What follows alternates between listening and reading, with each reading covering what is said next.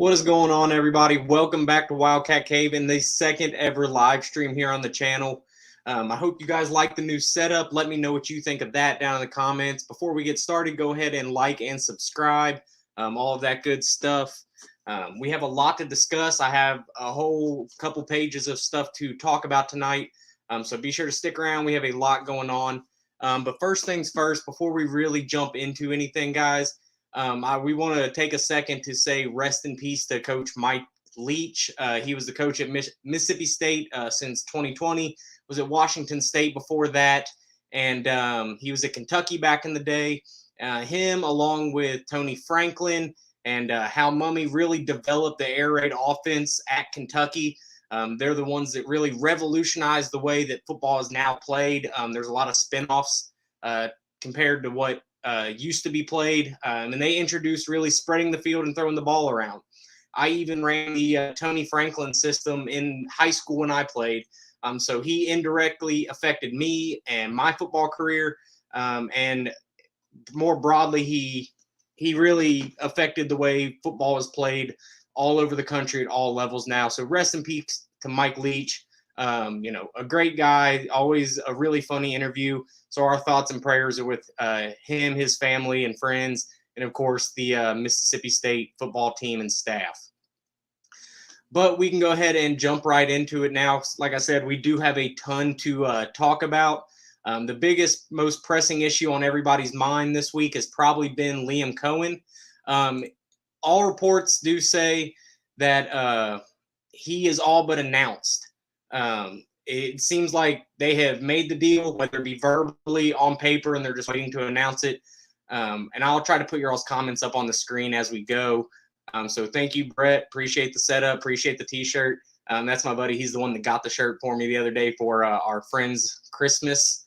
Kentuckian. Let's see. Listen to your QB videos. I think Mertz and Hudson from Texas are our two best options. We're actually going to get into that right after we get finished talking about Liam Cohen. So stay tuned for that. That is coming. But anyway, back to Liam Cohen. Like I said, it's not official. He hasn't been announced yet. If you guys listen to KSR, you know Matt Jones. He obviously has pretty good sources. He's really in touch with Vince Marrow and Mark Stoops. And he said on the show the other day that he is 99.9% confident, barring something crazy happening, that Liam is the guy. He, like I said, is all but officially announced. Apparently, the holdup is that they are waiting on the Rams season to end, not just for them to be out of playoff contention, is what it sounds like. The Rams obviously aren't very good this year, but I guess the verbal agreement, he's not, we've seen a lot of their coaches leave already this year, but that's a little different with the offensive coordinator as opposed to just a random running back, wide receiver, DB coach that is left. So I expect once the season is over, then we will hear it. They are already telling recruits and recruiting players in the portal as well as high school kids on the idea that Cohen is going to be the guy. So for Kentucky fans, we can all relax. I do believe that he is the dude. And going forward, I think that's going to be really beneficial for Kentucky. We've seen what his offense looks like. It's a lot better than what it was this past year. Rich Scangarello really slowed the pace down, running a play about every 37, 38 seconds, which is way too slow in any modern college offense. And if Mark Stoops is saying that offense is too slow, it's probably too slow. He's, one of the very last old school coaches in the country, very run heavy and wants to run the clock. So if Stoops is telling you you're too slow, something had to be changed there. We were one of the worst offenses in the NCAA, especially in the red zone, really inefficient. So all signs point to Liam Cohen coming back there, running on that working assumption, telling recruits that. And I think that's beneficial Kentucky. I think a lot of the guys we have on the team now are because of Cohen. Dane Key, Barryon Brown, Tavion Robinson, all of those guys came to Kentucky on a promise that they were going to run an offense that could get them in the league and really utilize their talents to the max. And that just didn't happen under Scangarello. I think the pitch is going to be to these guys that, listen, we saw how good everybody did under Cohen, and you saw the drop-off, and now we're getting that guy back. And for quarterbacks, we'll go ahead and start talking about that since the great Kentuckian already brought it up, and that's the next thing on the list. we do have a couple options there at quarterback. It seems like there's two real front runners right now, that being Graham Mertz and Devin Leary. We'll start with Graham Mertz. He's a dude from Wisconsin. This past year, he threw for 2,136 yards, which is about 300 less than Will Levis, 19 touchdowns, 10 interceptions, the exact same numbers Will Levis. But you've got to keep in mind they don't run a great offense. Neither do Kentucky. But their offense is not built to scheme around a great quarterback. It's not meant to really have a great quarterback. It's meant to have a great O-line and a great running back. A lot of the stuff they did was just not real conducive to, running and throwing the ball and putting up big stats if you're a quarterback. With Liam coming back to Kentucky, I think Kentucky will have exactly that, and that's why it makes it so attractive for a guy like Mertz to come in. They run a lot of – they're a run-heavy offense, really, really run-heavy, and then they like to bootleg out of that and get Mertz on the move. I don't know if that is because that's where he feels more comfortable, whether that be they're hiding the inefficiencies in their offensive line or really what the case is there. Maybe he just felt better throwing on the run. I did watch a lot of his stuff today, though, and to me, I don't think that him being comfortable on the run was the reason they did it. In the past, he's shown that he can be semi-mobile, obviously not Lamar Jackson, but mobile enough in and out of the pocket. But this year, he was much more stationary. I don't know if there was an injury or something to play, or they just wanted to play that way. Much more stationary and much more efficient when stationary in the pocket. He doesn't have a great arm. He doesn't have a Will Levis arm, but he is good enough. He has enough zip on the ball to get it down the field, and he'll be throwing to Dane Key, Barryon Brown, and Tavion Robinson maybe.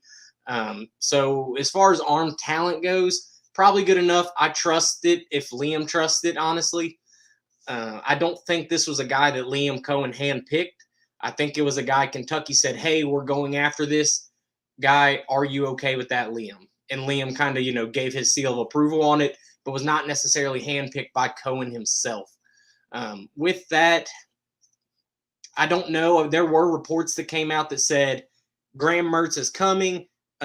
He's the guy. He has already told Stoops he's coming, and that seems to have not been the case, because now it's came out that Kentucky is reaching out to other dudes, and other people are reaching out to Kentucky.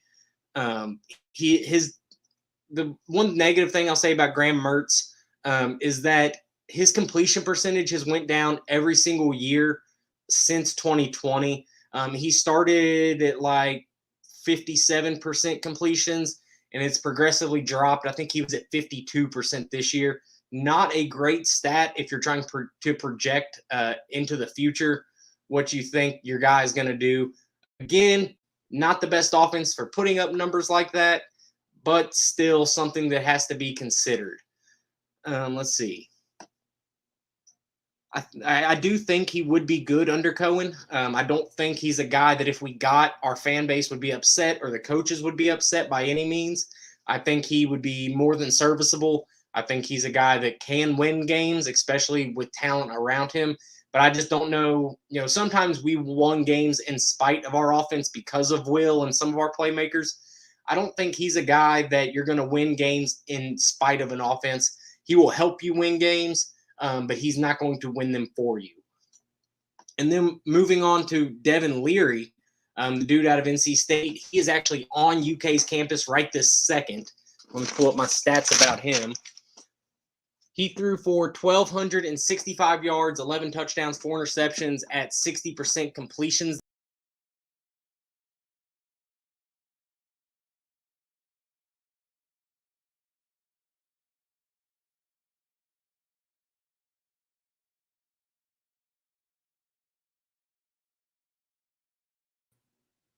Okay, we're back. I don't know what happened there. Anyway, like I said, 1,265 yards, 11 touchdowns, 4 interceptions, 60% completion rating. He's on campus right now. He was injured a lot of this year, so that's why his numbers aren't huge. He's been their number one guy for a while, and he's actually the number one quarterback in the transfer portal right now by kind of all the rating systems. So he would be a huge, huge get if Kentucky can grab him. He's a smaller dude, 6'1", 215. Like I said, he did get injured this year, and I think he was injured a previous year before. So he is obviously injury prone. If he takes the same hits Will took this year, could be bad. It could hurt quite a bit, especially for a smaller dude that has proven that he can be hurt. Maybe not what you're really excited for, but I do think Kentucky's offensive line will be better.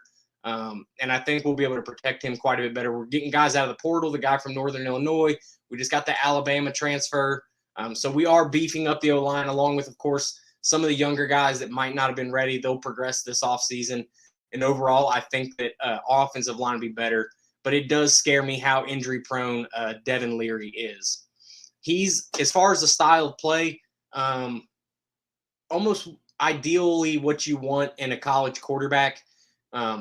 Good arm, again, not Will Levis, but he can put the ball down the field, which is good. NC State just didn't do that a lot. They didn't give him the play call to really air the ball out a ton. But he is mobile. He's able to move up and down and sideways in the pocket.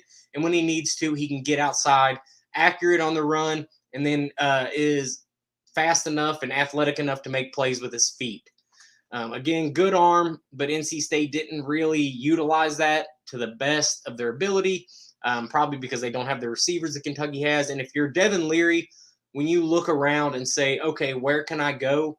I don't know that there's too much more of an attractive place than Kentucky. If you look at what Cohen did when he was here before, along with the young talent that they have, a ton of running backs. It looks like we're going to get the Ray Davis kid out of Vanderbilt, who is versatile as a running back and as a pass catcher. We obviously have Dane Key, Barryon Brown, if Tavion Robinson returns, which I expect that he will. And then we pick up maybe one or two more wide receivers in the portal. I think they might have already got one. So when you look at all of that put together, there's going to be very few schools or teams more well put together for an elite quarterback like Devin Leary. In my opinion, if we're comparing Graham Mertz and Devin Leary is definitely the number one pick that you want. I know you mentioned Hudson Card. Good dude, good build, good arm, just not a lot of experience. Obviously Will Levis didn't have a ton of experience either, but Hudson Card had even less, I believe. Does look like a promising prospect for some school. I just don't think it's going to be Kentucky. I believe Kentucky has kind of went all in on these two between Devin Leary and Graham Mertz. Again, I don't think anyone around the program or any fans should be upset with either of these guys. I think both of them are going to be good and even more than serviceable with Liam Cohen calling the plays and running that offense. If it was just me, I would personally lean into Devin Leary a little harder. Like I said, he's on campus right now. There were some rumblings that Kentucky might be one of his favorite schools. I know Auburn and some of these other guys are looking at him. Yes, go Cats, appreciate it. Express moving. But it does seem like Devin Leary might be the number one target and Graham Mertz be the backup. I'm not sure if Leary was handpicked by Cohen, but again, I know that Cohen has probably signed off on him should he be the guy. There's been some rumors that if he doesn't come, it's because of NIL and how Kentucky is not fully on board there.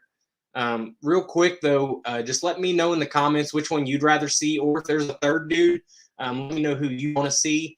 And, keep dropping comments in here. I love, talking with you guys live. That's why we do this whole thing.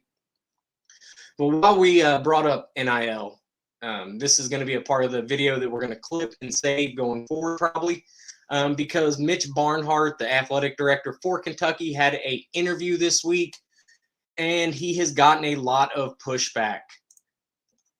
I would like Leary to be here too. I think if we're talking ceilings, Leary definitely has the higher ceiling under Cohen. But again, I'm not going to kick Graham Mertz out of bed either. I think he would be good enough to win. Kentucky's a hard schedule next year, but 8-9 games, maybe 9 to 10 with a bowl win if we play well. So I do think Leary would be good. Thank you, Haley. Go Cats.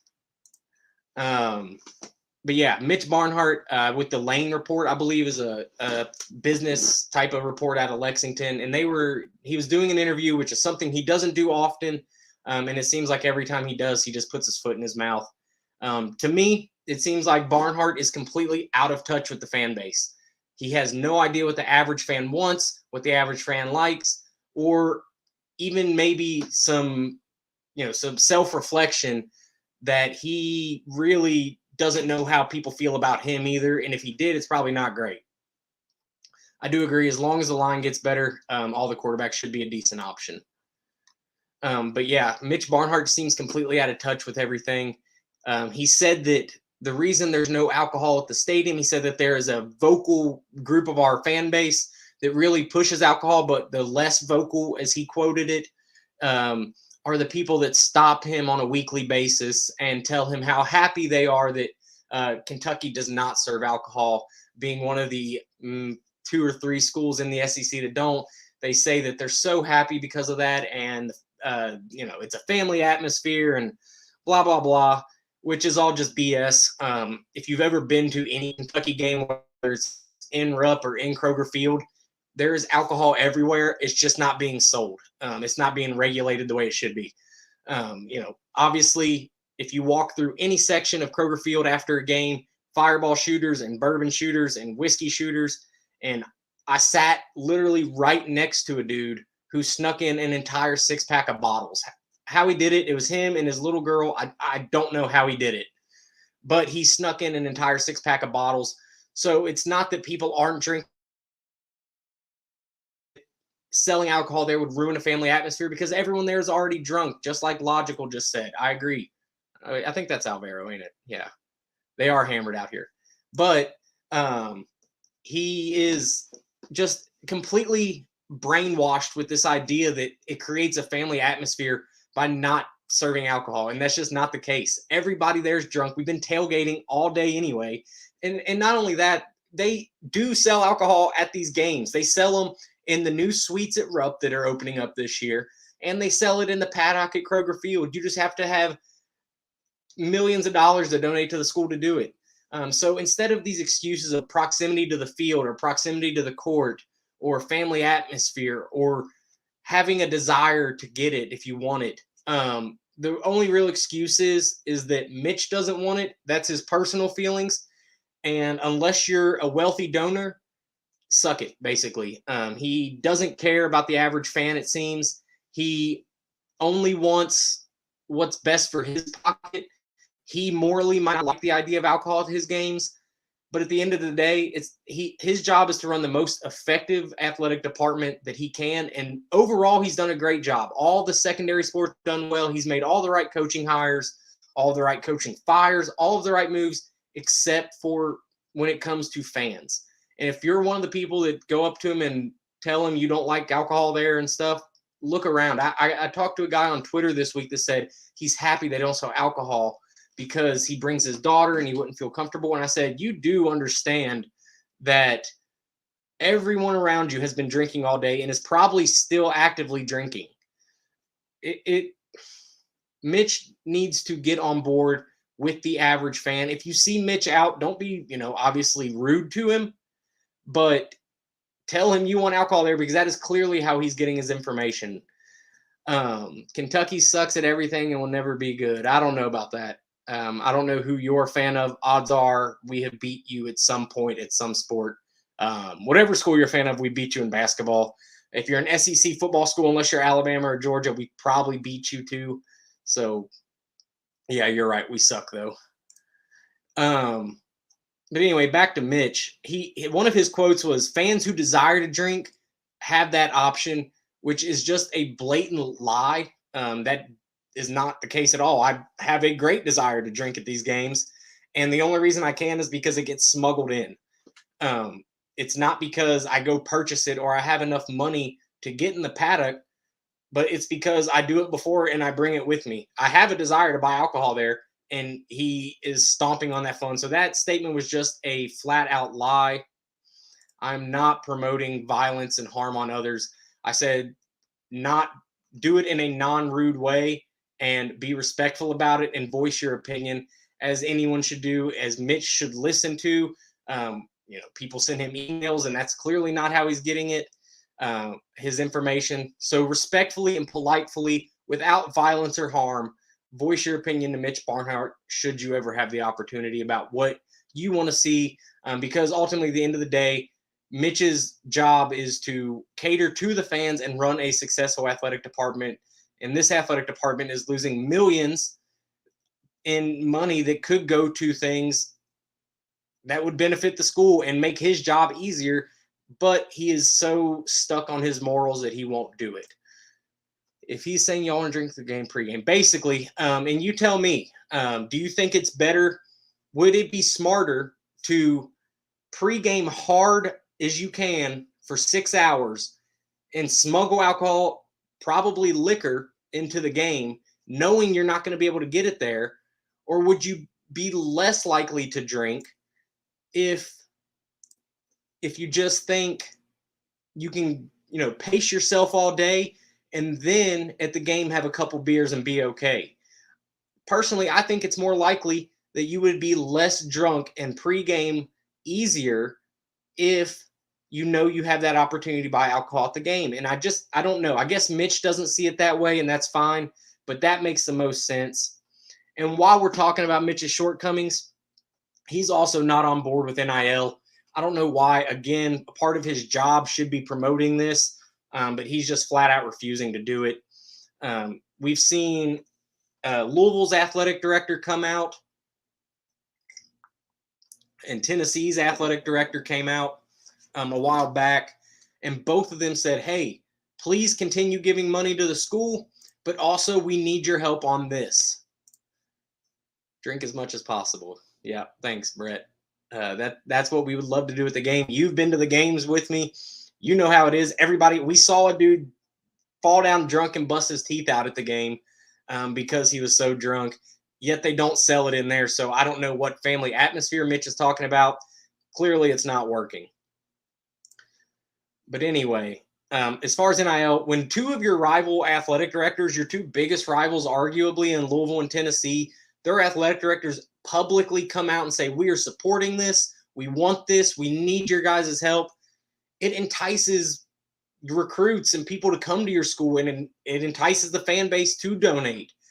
As to where Mitch was actively blocking NIL, I think he has stepped away from that and is just kind of letting it be what it is without really having an influence in it. But it's time he gets on board. The school seems to blame JMI for a lot of the stuff. JMI puts the blame on everybody else. So I don't know. I don't know who really runs it, who is really blocking it. I think it's a mixture. I think Mitch doesn't love the idea. He's very old school. And I think JMI is only concerned about their own pockets, and they see that any money going to athletes is money that they are losing. So they're really just cutting off their nose to spite their face at this point. It's honestly kind of insane. They have to get on board with this, and they have to do it in a hurry. This summer really is the turning point for Mitch, I believe, because if not, the conversations have already been had about, is it time to move on from Mitch? I don't want to say yes, because he is one of the best athletic directors in the country as far as running his athletic department, divvying up money, building new facilities, especially for secondary sports. But I put out a poll, and I asked if it was time to move on from Mitch, and about 60% said absolutely yes, and the other 30 whatever percent said we'll find out this summer. So it seems like it's time for him to get on board, and if he doesn't, then this summer might not go well for Mitch from a public standpoint. Let's see. Great Kentuckian. Matt Jones said that the possible reason Mitch didn't do anything is because he thought it was not worth the time to invest in NIL when it may be regulated by the NCAA, though I don't know why. Okay, if we know one thing about the NCAA, they ain't regulating anything. If Tennessee and Louisville and some of these other schools, Auburn and LSU with Will Wade, if they're not cracking down on them, Kentucky's fine. It is going to be a free-for-all. Louisville got the biggest slap on the wrist from the Adidas scandal. They got fined like $5,000 and some other stuff that doesn't affect anything. I think scholarship, it's whatever. They have less scholarships to give out. But if they're not going to crack down on them schools, and I can understand being cautious at the beginning because it seemed like the NCAA was going to hammer people, it's not going to happen. Kentucky is not going to be the biggest offender, especially under Mitch Barnhart.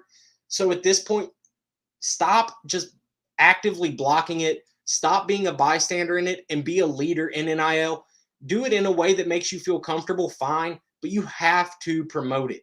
You have to promote it to the fans, not just the fans at the game and at the stadium.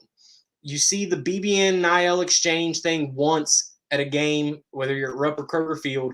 The Commonwealth 15, you don't see anything about, which is the biggest collective for the football team. You see nothing about that anywhere ever. Never hear a peep out of anybody. He mentioned it in this interview about 35 minutes in, and no one is reading Mitch Barnhart's boring comments for that long to get to that part. We have got to start really promoting NIL if we want to continue. Like I said, if we lose this Devin Leary kid, there's a good chance it's because of NIL. I think that he wants to come here. Seeing what Liam Cohen turned Will Levis into is a great recruiting point, especially when Liam's coming back. And if we pitch that to the kid and have him wanting to come here, he is sitting in Lexington on UK's campus right now. And if we don't get him because of NIL, it is solely on Mitch Barnhart. It is on Mitch Barnhart, JMI, and nobody else. They want to have events where you can pay and the coaches come and you get to meet coaches and players, and all the money goes to this NIL collective to divvy out to athletes. And JMI and Mitch are blocking all of it. I don't know if Capilouto is also involved in this. Either way, it has to get figured out because this is just completely not productive as an athletic director, as an athletic program, as a program that has all sports rising and doing well right now. We have to get on board with NIL, and for the fans' sake, get on board with alcohol too, Mitch. Like I said, this summer might be really telling on how the public perceives him going forward. It's either get on board or get out for a lot of people. That was a lot. Okay, take a drink. Cheers. Okay, let's move on to the next topic. Keep throwing comments over in the live comment section there, guys.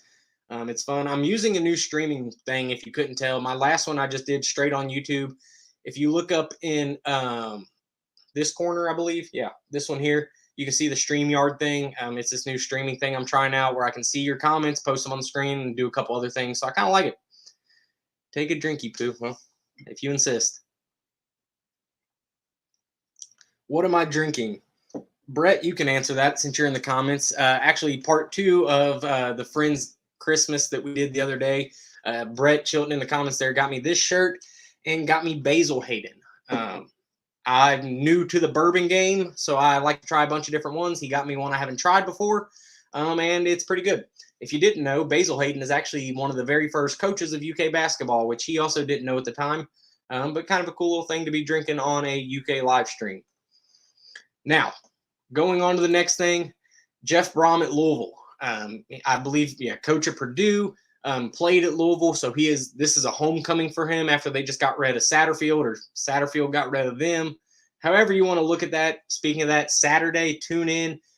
Cincinnati, Louisville, the Satterfield Bowl should be really good. They play each other as old school and as new school. Again, I said this in my last video. It's going to be drama. It's going to be must-see TV. I hope Satterfield stands right at the 50 and coaches both sides. I think it'll be hilarious if he does something goofy like that, and he's just the guy goofy enough to do that. Yeah, sorry, Alvera, you wasn't invited. You never leave Louisville, dude. You don't ever come over anymore. You got mad golfing once, and we haven't seen you since. That's your fault. You would have been invited. And we invited you for what was supposed to be poker night, and you bailed, so hush. Anyway, Jeff Brom. Yeah, I think he's going to be a lot better than Satterfield. I think he's going to make Louisville relevant, maybe not nationally or prominent, but definitely more competitive. I still think, kind of 7-5, 8-4, 9-3 is kind of about their ceiling. But the way they've been playing, just not competitive in the ACC, is not good enough if you're Louisville, and it shouldn't be good enough. So I do think Brom helps them there quite a bit. I think he will also make recruiting the city of Louisville a lot harder. We have kind of owned Louisville in recruiting for a long time now with Vince Marrow. I think Brom coming home, being the hometown kid, the coach that they've wanted kind of since Satterfield got hired when it fell through there. I think he'll make the fan base buy back in. And overall, I think it was the best move Louisville could do for their program. He's a proven winning coach who is known to recruit and is a hometown guy. So we know how Louisville likes to bring in their hometown guys, as you see with Kenny Payne, even though it really ain't working out there. But I think Brom will be a lot better for Louisville. Hopefully make the Governor's Cup mean something again and, make it fun again instead of just beating the piss out of Louisville every time we play them, which don't get me wrong, I'm fine with. I like beating Louisville by 30 or 40 every week or every year. But a little competition's fun too. And then speaking of hometown guys, Kenny Payne, 0-9. Louisville basketball is they're a dumpster fire, man. It's fun to watch, honestly. I believe they play Western tonight. I actually took the Western spread. I got it at 8. I think it's already down to like 6.5. I got it at 8. Louisville hasn't came within 7 of a spread all year, and they're 0-9 against not only their opponents but the spread. They haven't even sniffed covering so far. So I took Louisville at I took Western at -8. So actually, I believe that game might have just started or is about to start. So once we get done here, I'm going to have to jump on there and see what's going on. I think Western might end up with more fans there than Louisville, which is honestly really hilarious. Louisville is trash. They play Florida A&M this coming week. Kentucky also plays them here soon. I think Louisville plays them Saturday. We play them Wednesday or something like that. But Florida A&M is like the 5th worst team in the NCAA. If Louisville does not beat them, they are not beating anybody. They will legitimately go 0-31 and have the worst college basketball season of all time. And they are right. I mean, Louisville's a top 10 program, wherever you want to put them in the top 10. They can't go that bad. I mean, okay, let's look at some comments real quick. We'll get back to Louisville. Let's see. Brom will for sure improve Louisville. The rivalry should become more intense. I agree. I don't know as far as like coaching rivalry, how they feel, how Stoops feels about Brom or vice versa. I know Vince and Brom have some history. They played on the same XFL team. But it should make for, at least, if anything, a more competitive matchup. Again, I expect Kentucky to dominate going forward as far as time foresees. But it should make the matchup more interesting. It should bring back that rivalry. It's really sad that Kentucky's only real rival right now is Tennessee. Because, number one, the Louisville in-state rivalries, in my opinion, are always the best. When you have two teams in the same state vying for the same fan base, it's a lot more intense and it's a lot more fun. But also, having Tennessee as a rival is great, but if we're being honest, they kind of whip us in football most times, even though we have got them a few. And the basketball split pretty even. Rick Barnes has the best coaching record against Cal. So if we're going to have a rival, we need to, make it at least competitive and not just dog walk them every time. Let's see, Brett. Oscar Tshiebwe bailed Kentucky out against Yale, though. What about the rest of UK's offense? They seem to get into shooting droughts. God, yes, they do. Oh, my God, they do. And we're going to talk about the basketball stuff, too. That's also on the list. He did absolutely bail them out, win 11 straight points when they were down 2 to get them back up and ahead. And they do have scoring droughts. And that was something, especially in the Yale game, it was weird because the first 10 minutes might have been the most efficient 10 minutes of offense we've ran all year. And then it seems like from the last 10 minutes of the first half through the first 10 minutes of the second half, Kentucky's offense just they forgot how to play. I don't know. When you have Severe Wheeler take 14 shots and your 3 best shooters in Wallace, Frederick, and Reeves take 13 combined, not a great look. But again, we'll get into that here in a minute. And yes, I know you love you some Oscar. I do too. How could you not? He's literally the poster child of every mom's favorite player. Oscar is amazing. But back to Louisville and Kenny. Like I said, if they don't beat A&M, Florida A&M, there's a solid chance they go 0-31. You're roughly 6th, 7th, 8th best program in college basketball. And if you're that prestigious of a program and you don't win a game or win one game, I don't really know if keep Kenny Payne no matter how much you love him or want to love him, or talked about how Kenny Payne won those games. If they only beat Florida A&M, you can say Kenny Payne won that game. You can say he won that game. You can't say Kenny Payne won those games. Kenny Payne won that game and that game alone. Toppin is a guy that needs to improve. I agree. Yeah, I have Toppin on my list to talk about too. Started out the year strong. His shots were falling, and they just haven't been recently. And that's a problem because he's too athletic and too good to not affect a game. There's times he plays 10, 15-minute stretches and you don't realize he's out there. Cal had a quote said he's 6'8" with a 40-inch vertical. Go be 6'8" and show you have a 40-inch vertical. Instead, he tends to be a non-factor on both sides of the field or the court. But anyway, finishing up Louisville here, do you fire Kenny Payne? He was their savior coming into the year, and now what do you do? Like I said, you're too good of a program historically to keep a coach that goes 1-30 or 0-31, doesn't make any sort of postseason, obviously, loses in the ACC tournament first round. So what do you do? Can you keep a guy like that, no matter how much he won those games at Kentucky or how much you love him?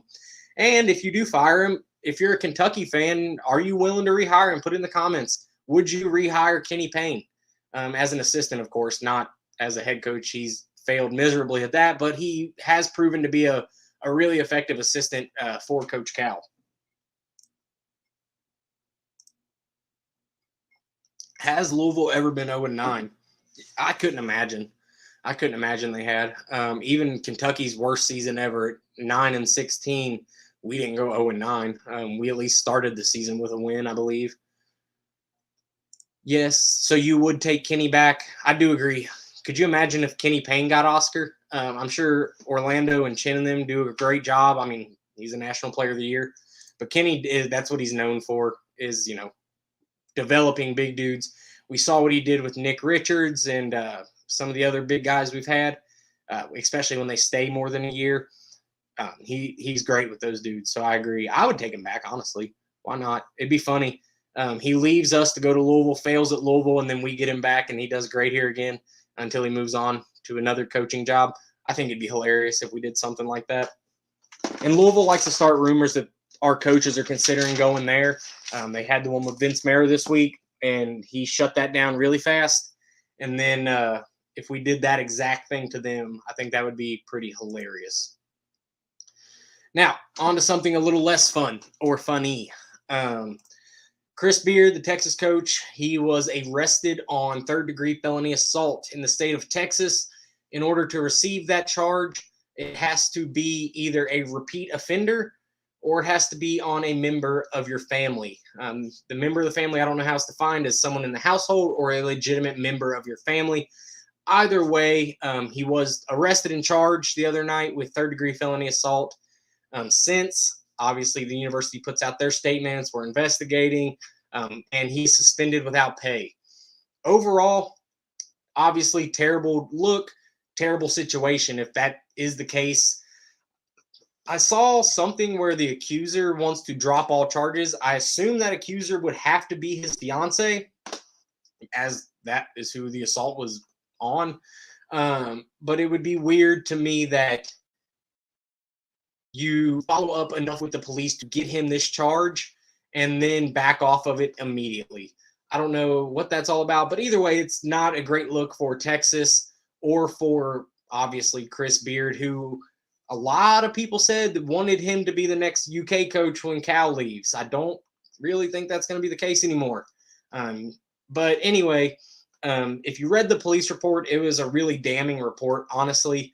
It went on to say that they were arguing. They split up. He came back into the room, slapped the glasses off of her while she was doing the Velma and looking for her glasses.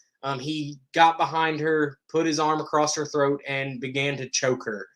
Never to the point where I believe she was unconscious, but definitely, obstructed breathing. What if she drops him? If she drops them, it's sketchy. Yeah, I agree. But, that's kind of the case in a lot of domestic abuse cases. Sometimes the woman, especially when the man is a powerful, rich, wealthy person like Chris Beard, they kind of back off and get scared. So you see it a lot. And yes, it was wild. I liked Chris Beard too. I thought he would have been a great coach here. He was fiery, which might not be the right word now, but definitely a good basketball coach, if nothing else. But we might have to start looking elsewhere. Maybe we can get one of the transfer portal coaches or something. Because I don't know. Like I said, it said that he's in the police report. He slapped the glasses off of her. She was doing the Velma looking for him. And then, he got behind her and put her in more or less a rear naked choke and began to choke her. She said she had scratches on her back, on her face, had a bite mark on her arm. I'm not sure where that came in, but that's pretty intense. I don't know Texas state law. Obviously, I'm very far from a lawyer, but even if she decides not to press charges, I would assume the state would be able to press some sort of charge, especially if there is physical evidence. Yeah, very aggressive coach. Good pun. Yeah, he was aggressive. That's definitely a word for it. Anyway, let's see. Let's go back to some more UK drama. Music City Bowl. That is coming up on New Year's Eve at noon against Iowa. Oh, Iowa, the most entertaining offense in all of NCAA football. Ranked 130th out of 131 teams. And they will be playing without their starting quarterback or their second string quarterback. So I can only imagine that makes their offense even more exciting. Same for Kentucky. Will Levis has came out and said he's not playing. Chris Rodriguez is not playing. So we will be using a lot of second string guys as well. But yeah, I don't know what else to say about that. The under was like 31.5, which is the lowest under ever in any college football bowl game ever in the history of ever. So probably not going to be a really fun game to watch, especially when both teams have top 20 defenses. It's probably going to be a lot of 3-and-outs and a lot of punts. So if you're into that kind of stuff, awesome. Now, it is going to probably be a boring game, but there is a chance it's actually really, really exciting. There's a chance that because everybody's sitting out and because it's the same opponent and because it's going to be a boring game, they just let these young dudes throw the ball. They let all the second and third string quarterbacks just air it out. Dane Key, Barryon Brown, all those guys I believe are playing. So it'd be a good chance for them to show off and get a little more experience. And it'd be a good chance for guys like Kaya Sharon or Deuce Hogan, should he play, to get, if we're bringing in these transfer portal quarterbacks, now is going to be the time for these guys to be like, whoa, I'm still here and I can still win this job. So for guys like Kaya Sharon, this might be one of the biggest games in his career. If he doesn't get this, if he plays bad, or they after the game they still kind of tell him, we're probably still bringing this other guy in, you could see a world where Kaya or Deuce transfer. So this is going to be their opportunity to really show what it's all about. And of course, the biggest drama with this game is that it's at the same time as the Kentucky-Louisville basketball game, and like the exact same time. Like both of them are the 31st at noon is when they tip off or kick off. So a lot of fans, it might not have access to two TVs. They might not have access to TV at all and usually listen on the radio. It's going to put them in a really bad spot. It puts all of the fans in a bad spot, no matter what your accommodations are. Personally, I'm probably going to be more interested in a basketball game. I would take a boring basketball game over a boring football game any day, especially when it's a repeat football game and we're playing Louisville in basketball, even if they are 0-37. I'm going to be at work, so I'll have my laptop up with the basketball game, and I'll probably have a football game on my phone until the basketball game ends. But I mentioned this in my last video, and let me know what you guys think. I could see a world where maybe UK had a choice to play the Music City Bowl this time or a different bowl, and knowing that the basketball game is that time, this is Stoops' get back at Cal for the basketball school comments. I don't think he would do that. I think his reasoning was their other option was the Vegas Bowl, which is this Saturday. But it is right in the heart of recruiting season for Kentucky. So I really don't know how, maybe that's a big part of it. Obviously, you have Devin Leary and a bunch of recruits on campus right now, so you want to be there, not preparing heavy for a bowl game. So I could see that argument as well, but I have to think that there was some sort of accommodation somewhere, because now we're making fans choose between football and basketball again, which has been a problem since the summer. And we're just dividing the fan base further than Mitch Barnhart is already doing for us. So overall, I don't know that it was intentional. It might not have been, but seems that way, kind of. You could see a world where it is at the very least. No one cares about your Gators. Who do they play, Brett? I don't even know what Florida's bowl game is. I can't imagine it's great. Well, hello, guy who I'm not going to attempt to pronounce that name. Nice to have you in. Hope you like UK stuff. But let me know in the comments over here what game you're more interested in. Who do you prefer to watch? Was it intentional? Put all that stuff in there too while we keep going. And then we'll move into one of the last topics here. We're coming up on an hour, and that's kind of where I wanted to be for this. So cheers one more time. Oh, they play Oregon State. Ooh, God.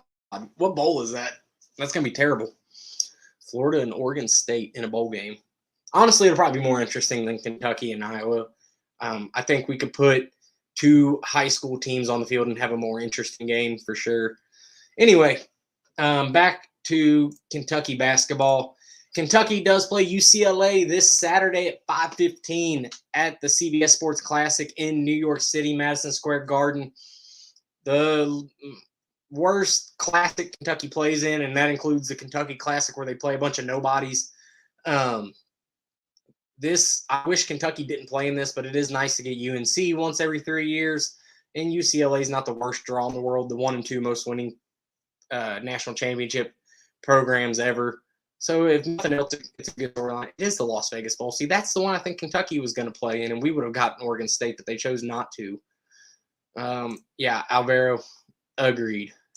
But anyway, back to the CBS Classic. I don't love that Ohio State's in it. If they replace that with another team that was more prestigious, I'd probably be okay with UK playing in this. Alas, it is number 13 and number 16, Kentucky being the former, of course, and UCLA being 16. So it is a ranked matchup. Should be a good game, really. This is a game that Kentucky really, really, really, really needs to win. If they win this, I think the fans buy back in a lot better. I think losing to Michigan State and losing to Gonzaga really kind of just took the air out of the sails of Big Blue Nation. So I do think if they win this game, everybody's fired up. We're ready to go. It's our second Saturday win. It's our second big, Power 5 opponent. Michigan wasn't ranked, but they probably should have been. They're a good team. So it'll be our second really big win of the year. And I think we're starting to roll into SEC play. So this game is important for a lot of reasons. Of course, their resume, because Kentucky desperately needs to be a 1 seed. If you don't know why, you can watch my last video. Long story short is the regionals. So the Sweet 16 and Elite 8. There's a regional site that is in the Yum Center in Louisville. If Kentucky is a 1 seed, then they will likely get that and have more or less home games for the NCAA tournament with a chance to go to the Final Four, which would be amazing and allow a lot more Kentucky fans to get in there no matter who they're playing. And then they won't get that if they're a 2 or lower. They're not going to want Kentucky to overshadow the 1 seed in that region. So being a 1 seed is more important than ever this year. And if you lose this game, it might all but write your ticket, unless you go maybe undefeated in the SEC or something, to not being a 1 seed. A lot of teams have taken bad losses, and Kentucky's losses don't look that bad right now, but you have to win this one. You're the gold standard. You can't keep dropping. I think we have like a 500 record in the past 50 Power 5 school games or something like that. Not acceptable for Kentucky, not acceptable for the gold standard. So for resume purposes, for being the gold standard, for fan buyback, this game is about as important as they get. Now, UCLA, like I said, ranked 16. Not a bad team, obviously. Probably not great. The 2 ranked games that they've played so far, they play tonight at 9 against Maryland, who's ranked. So we'll see how that game turns out. but they've played Illinois and Baylor, both of them being ranked, and both losses for UCLA. So they do well against bad teams and then kind of suck it up against the good teams, much like Kentucky. So we'll see how this game goes. They are really guard heavy. Jamie Jaquez Jr. Averages 17 points a game for him, and Tiger Campbell averages 13. Those are their two guards, their two primary guards. So both of those guys are obviously really good. They have no answer for Oscar. This should be a game for Brett and Haley's dude, Oscar Tshiebwe. Their leading rebounder averages 6 rebounds a game. Oscar should eat him alive. I think he's more of he's not much of a Hunter Dickinson type like we saw last week. He's a much skinnier dude, much more like Ugo. But overall, Oscar should have a really, really big game on the boards and should be able to score on him. But what it's really going to come down to is our guards versus theirs. Personally, I like ours. I think Cason Wallace, Xavier, CJ, Antonio, all of those guys, I think we're better than they are. I think we're deeper, and I think we're better. Tiger Campbell, Jaquez Jr., both not draft picks. We have Cason Wallace. I think we should be able to lock them down, but it's going to come down to defense. They shoot pretty well at 3. I think some of their guys are over 50%, but as a team, they're like 36. Kentucky's around 39% from 3. But we've seen they can go on scoring droughts, and they just can't hit them. They can't hit the water if they fell out of a boat sometimes, especially CJ. I don't know what has gotten into him. Cason shot like 100% in one game and 50 in another from 3. So Cason is really good. Antonio is obviously really good, especially when he gets going. Now, if we can just get CJ to come along, I'm not worried about this game at all. But they have to be able to hit him because UCLA is going to. And if we can't, Oscar can't save us every time like he did against Yale. This is obviously not Yale. This is a much better team. So we're going to have to hit some big shots. And we're going to have to run plays to get guys open to hit big shots. Perfect timing. So we will finish this out with some things to watch for in the game Saturday, and then we'll get out of here. Before we do that, if you're watching this either live or on playback, go ahead and subscribe. Make sure you do that right now. Leave a comment in the live chat, share the video, all of that stuff that makes the channel grow. Really appreciate it. So please, we've gained like 20 subscribers this week. I'd like to gain another 20 this upcoming week before the next video. So make sure you're doing that. I appreciate it, and I thank you guys. Let's see. If Oscar is dominant, I'll give the shooters big confidence boost maybe. Maybe, if nothing else, if Oscar's dominant, they might draw another guy, and he's getting better at the outlet passes, which, if nothing else, will get you open shots. Now, whether those shots fall or not, who knows? But if we can get CJ to start shooting better and Cal plays him with Antonio for the freaking first time ever, we'll be okay. Those dudes are good enough.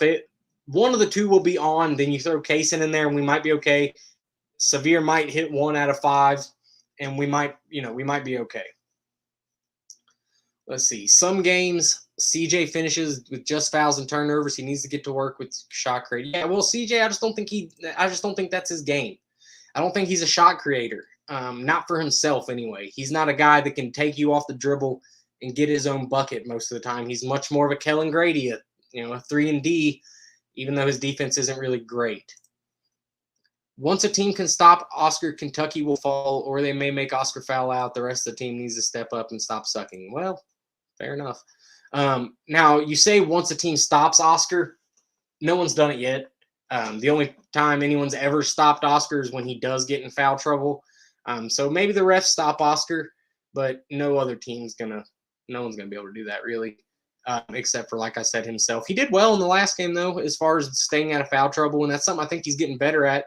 He gets a lot of ticky-tack foul calls, though, which is just like Shaq. Not that Oscar is Shaq, but Shaq couldn't get a foul call for him. He got a bunch against him. It's just how the refs are when you're more powerful and bigger than everyone you play against. But anyway, things to watch for in this game. Number one, can our guards play with them? They're going to have to. Like I said, they're a very guard-heavy team, guard-focused team. They don't have a great presence down low. So if our guards can defend them and then outplay them on the offensive end, I think we're going to be in good shape. Number 2 is, are we hitting threes? Again, they're going to shoot a bunch, and they hit about 36%. We're a 39% shooting team. If we can stay above them in shots made from 3, we're going to be okay. And they can't be afraid to shoot them. CJ looks like he's scared to death a lot of the times. Oscar's going to be down there to get those rebounds. We have to take and make threes. As Cal says, you ain't got to make them all, but you can't miss them all. Number 3, we have to start seeing good offensive rotations. I don't know if Cal's just trying to work stuff out with these dudes or what, but goodness, man, we cannot. I'm going to name 4 players.